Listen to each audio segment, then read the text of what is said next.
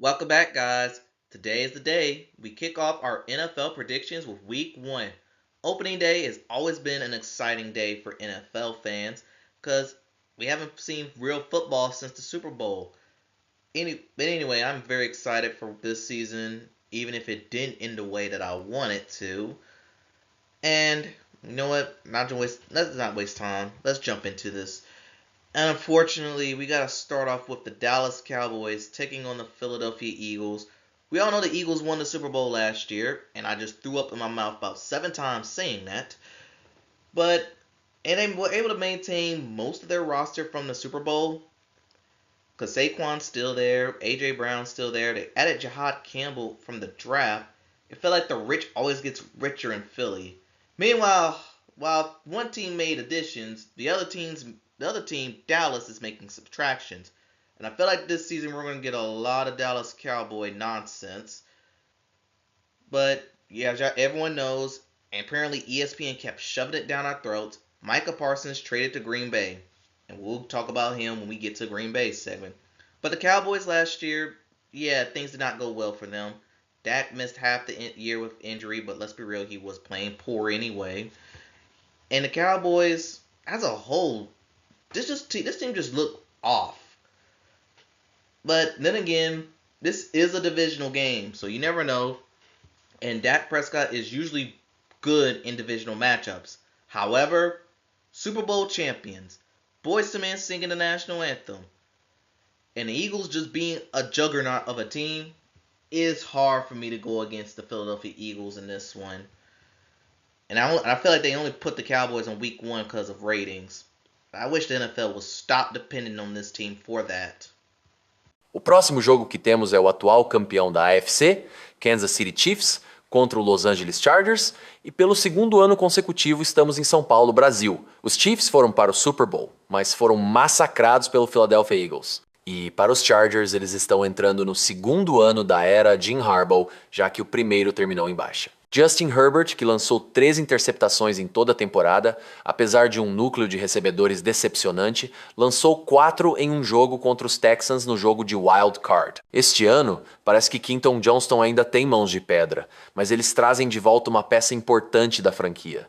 Keenan Allen. Este é um confronto da AFC Oeste, o que significa que pode ir para qualquer direção. E não podemos esquecer que o jogo será transmitido pelo YouTube. Minha aposta original era para os Chargers, mas ultimamente os Chiefs estão em alta de uma forma ou de outra, então vou apostar nos Chiefs para vencer este jogo. Esses brasileiros ficarão decepcionados se Taylor Swift não estiver lá. Eles ficarão felizes em ver Karol G, pontos por isso. Following that, we have the Carolina Panthers taking on the Jacksonville Jaguars.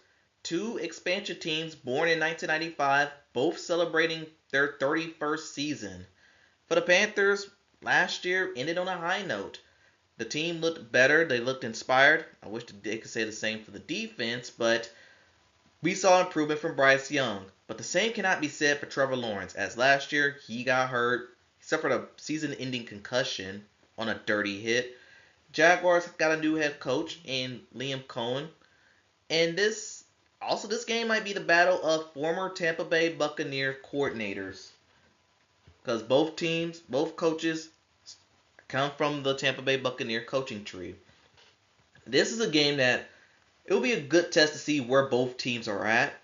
And while I do like the Carolina Panthers, as I'm from that state, I'm leaning slightly towards the Jacksonville Jaguars to win. I don't know. This one could go in. This is a game that could go in any directions.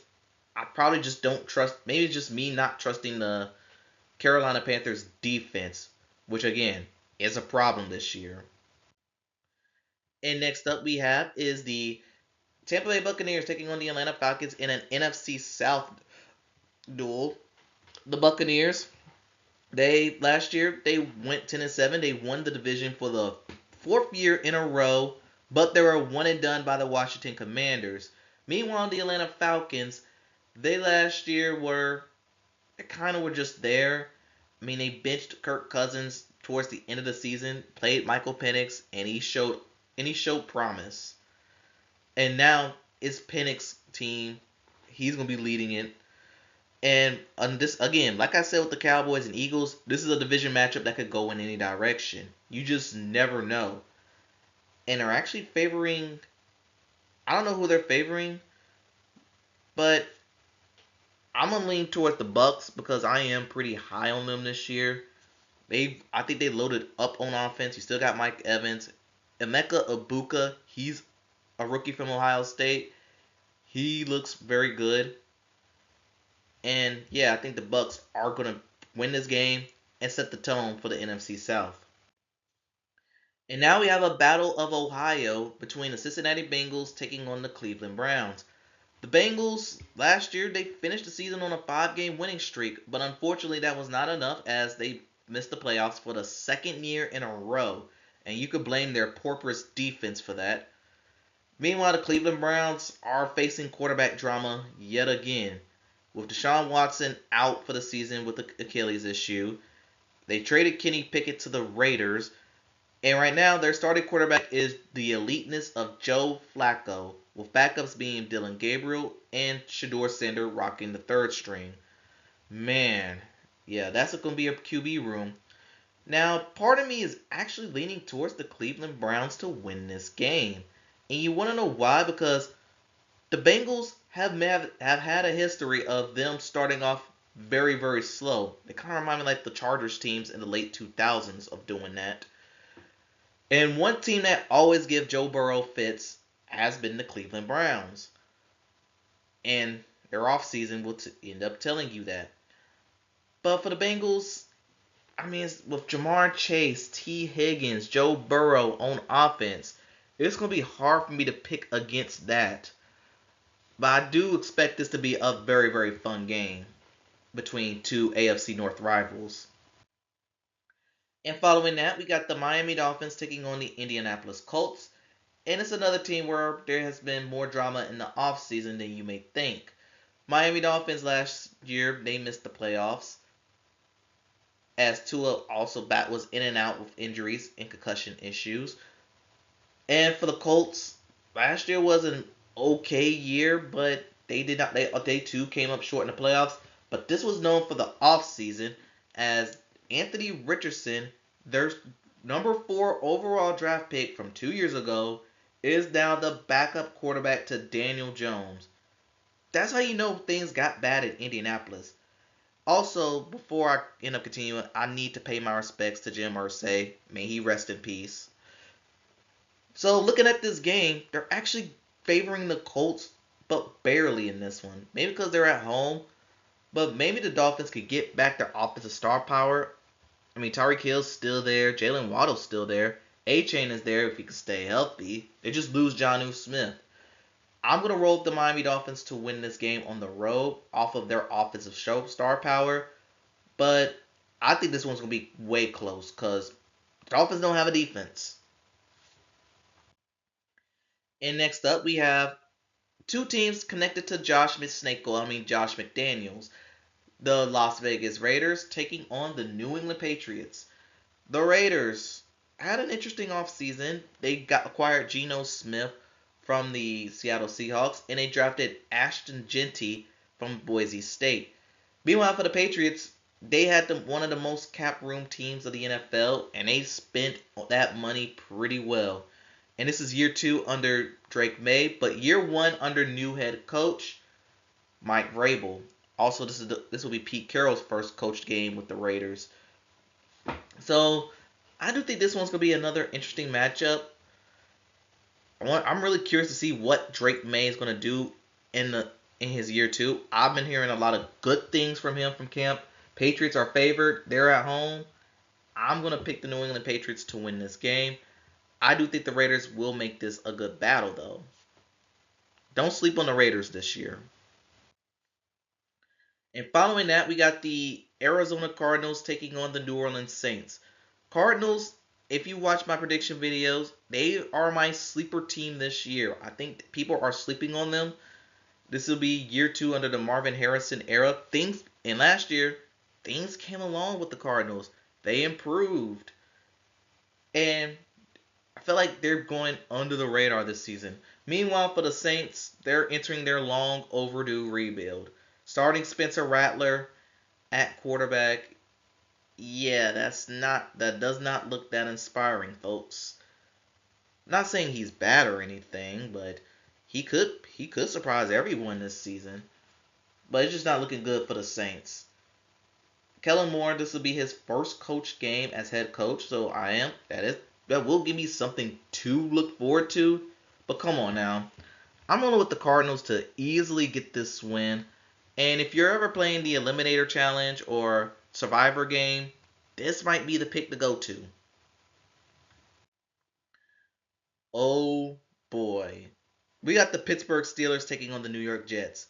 Aaron Rodgers, be prepared to be booed louder than a Taylor Swift concert causing an earthquake in Seattle. That's how loud the boos better be in New York. Because the Steelers, they had an off season. He is playing 1 year, which looking like it's going to be Rodgers' last. And he signed like late in the off season, like around June. And the Steelers, not only that, they acquired DK Metcalf at wide receiver from Seattle. But the problem is, who's going to be wide receiver 2? Because there's not a good true option there. Meanwhile, for the Jets, they also got a former Steeler on their team in Justin Fields, as he'll be the starter for the New York Jets. And they just want to erase the memory that was the Roger distraction of last year. And they'll be being coached under one first-year head coach, Aaron Glenn. This is going to be an eventful game. I can see this one going in any direction, but I am going to lean towards the Pittsburgh Steelers to win this game, mostly because the Aaron Rodgers whole debacle. This is going to be a fun one. And now we got an NFC East showdown between the New York Giants and the Washington Commanders. The Giants last year was a disaster, 3-14, but yet they kept the team around. And I will shoot the bird at the New York Giants for basically making Saquon walk to a division rival, which that said rival won a Super Bowl. I'm still bitter about that. But in all reality, the Giants did have a good offseason. Russell Wilson was brought in. They brought in Jameis Winston. Jackson Dart was drafted. They drafted Abdul Carter when they honestly don't really need him, but he was best player available at the time, so I'll give them some leeway. Malik Neighbors, he's entering year 2. And the Giants, I think people are also sleeping on them more than you think. Meanwhile, for the Commanders, they want to build off of last year's surprisingly NFC Championship run. Jalen Daniels, he's entering year 2. Will he enter in a slump? Were able to re-sign Terry McLaurin. And they were another team that were very cap heavy. They had a lot of cap room to build around. But they did lose Brian Robinson a couple weeks ago to the 49ers for some reason. But yeah, the Commanders, they're just looking to build upon what they started last year. In this game, this is another, again, division rival. You don't know what to expect. But I know the Giants are known for starting seasons off very, very slow. I'm going to lean slightly towards the Commanders, but I think the Giants won't lay down and die. They're going to make this a good battle. And now we have the Tennessee Titans taking on the Denver Broncos. Titans were the worst team last year, which allowed them to draft Cam Ward number 1 overall. And he's so far been having himself a really good camp, as this game will be his debut. And Bo Nix will be entering for the Broncos year 2 under his play, as he had a surprisingly good rookie season. But the Broncos mostly carried by their defense and Defensive Player of the Year, Patrick Surtain Jr. Honestly, that was kind of a weak class that year. This game, wow, they're giving the Broncos 8.5 points. That's disrespectful for the Titans. I think Cam Ward could surprise people and take the reins, bull by the horns week 1. But with this being at home, Denver, another good home field advantage in the NFL, I'm going to lean towards the Denver Broncos to win. But I do think the Titans won't cover. I think the Broncos won't cover. And now we got an NFC West matchup between the 49ers and the Seattle Seahawks. The 49ers last year were injured as all to hell and back. They went 6-10 from first place of their division to dead last. Brock Purdy, he looked, and people don't know this, but Brock Purdy actually had a good season. It was his best yet, but even despite all the injuries and games he missed. And if you don't remember, I am pretty high on the 49ers because of their paper soft schedule. Meanwhile, for the Seattle Seahawks, they're entering year 2 of the Mike McDonald rebuild, and they surprisingly went 10-7. However, that was not enough for them to make the playoffs. Geno Smith, he's gone to the Raiders. To replace him, they have Sam Darnold. DK Metcalf, he's gone to the Steelers. Replacing him is Rams wide receiver Cooper Kupp. And this is again division matchup. Anything can happen, but given that San Francisco history in Seattle has been pretty good these last couple of years, I'm going to lean towards the 49ers to win. And also this comes from the fact that I'm very high on this team. But for the Seattle Seahawks, if you win, I will not be the least bit surprised.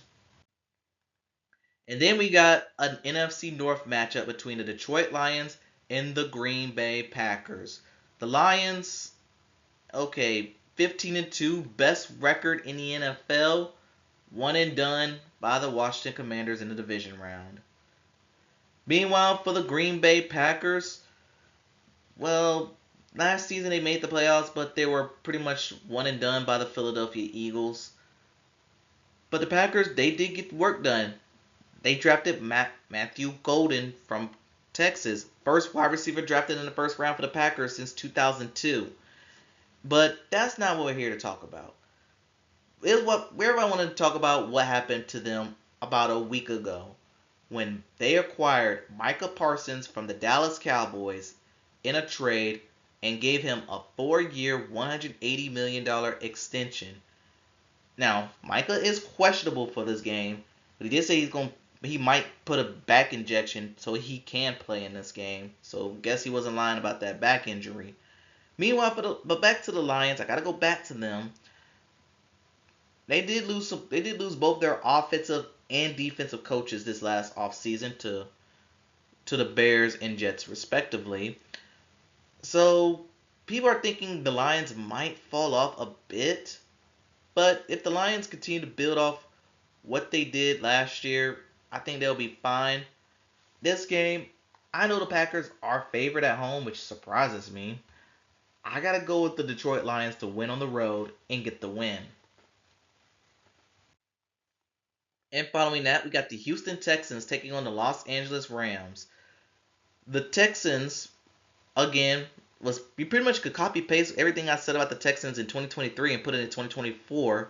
Just add a mix of injuries to the receiving core, offensive line turmoil, and losing to the Kansas City Chiefs in the division round.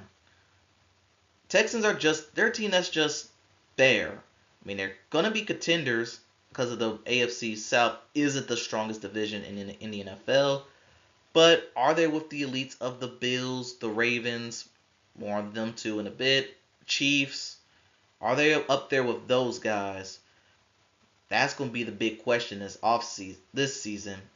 Meanwhile, for the Rams, they had another quiet, good playoff run last year, beating the Vikings in the wild card, but losing a heartbreaker to the Philadelphia Eagles when the whole nation, except for the state of Pennsylvania, was rooting for them. You know I was rooting for you. But the Rams, they kind of have themselves an offseason. They did lose Cooper Kupp. They let him go to Seattle, but they replaced him with Davante Adams. Whether that's an upgrade or not, we'll have to see in this week 1 game. Now, Matthew Stafford has been injured throughout camp, but it looked like he's good to go here. And they said the Texans are favored to win this game. I don't expect this to be a high score at all. But I'm going to lean towards the Rams to win this one. I think they come out of here with the win. And the Texans, well, we get to see who's going to compliment Nico Collins, I guess. And now we got a Monday night matchup between the Minnesota Vikings and the Chicago Bears, an NFC North matchup. A lot of division matchups week 1. But this game is going to be important for J.J. McCarthy as he'll be making his long overdue debut. If you don't remember last year, he suffered a knee injury and missed the entire season. He didn't get out one snap. But I'm very curious to see what JJ McCarthy can do because year one might have been lost, but he sat down, learned from the sidelines. His could be working. This could work. Meanwhile, the Chicago Bears are entering the Ben Johnson era. Everyone want to see if Caleb Williams can make that jump from rookie to from rookie season to a second year player. And can the Bears finally get a 4,000-yard passing season? I think that might be one of the big goals. Bears have been Now the Bears are the winners of the offseason, and they want us to remind us, and they will not stop reminding everyone about that.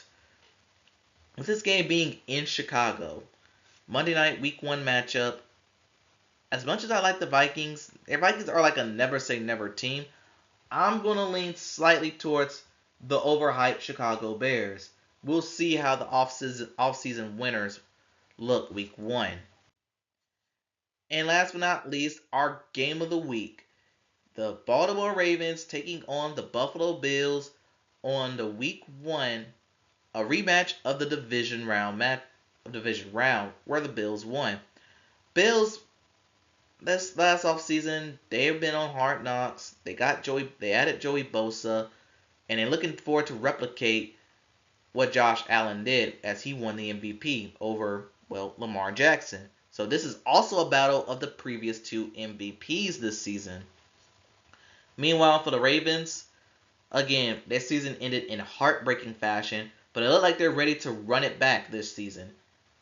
And I think they're in well comfortable shape in doing that. Again, Lamar Jackson, he had his best season, especially through the air. No one really talks about that. He only threw I think he threw 41 touchdowns, 4 interceptions, and eclipsed 4,000 yards for the first time in his career. That stands out to me. Not only that, they also added DeAndre Hopkins, formerly of the Kansas City Chiefs, to join the team. They also have Jaire Alexander to help out the secondary. They paid Kyle Hamilton he got a nice little payday for him. So the Ravens, their roster looks stacked. And they still got Derrick Henry. I know the Bills are favored at home, as this will be the final home opener at I'm still going to call it Ralph Wilson Stadium before they move into their new building. And I know the Bills are favored. However, because I like the Ravens roster better, I'm going to go with the road team, Baltimore Ravens, to win and avenge. And this will be kind of revenge for Lamar Jackson on getting snubbed on the MVP. Which, looking back on it, he kind of did. And that concludes the week 1 predictions. Tell me what y'all think in the comments below. Thanks for watching. Gamble safely, and I'll see you next time.